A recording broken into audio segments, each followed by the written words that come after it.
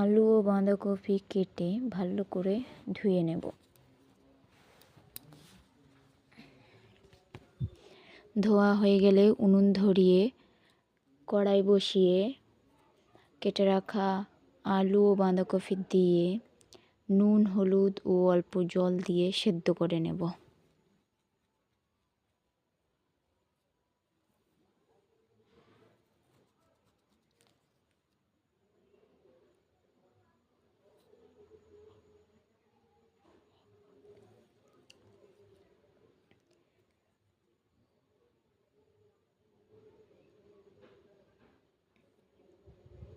এদিকে আদা ও শুকনো লঙ্কা বেটে কড়াইতে তেল দিয়ে গরম মশলা, পেঁয়াজ কুচি, চেরা কাঁচা লঙ্কা দিয়ে অল্প নাড়াচাড়া করব।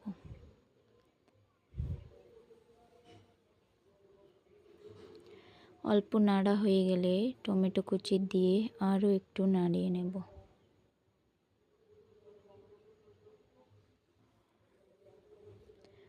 তারপরে বেটে রাখা লঙ্কা ও আদা দিয়ে একটু নেড়ে নুন, হলুদও দিয়ে দেব।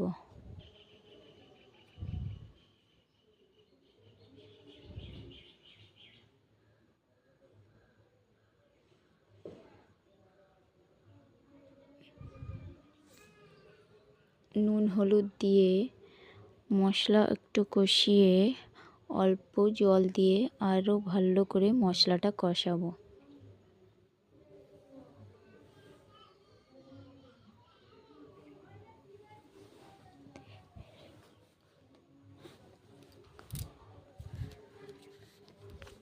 মশলা কষানো হয়ে গেলে সেদ্ধ করে রাখা বাঁধাকপি ও আলু দিয়ে নাড়াচাড়া করে অল্প জল দিয়ে আরও একটু ভালো করে সেদ্ধ করে নামিয়ে নেব।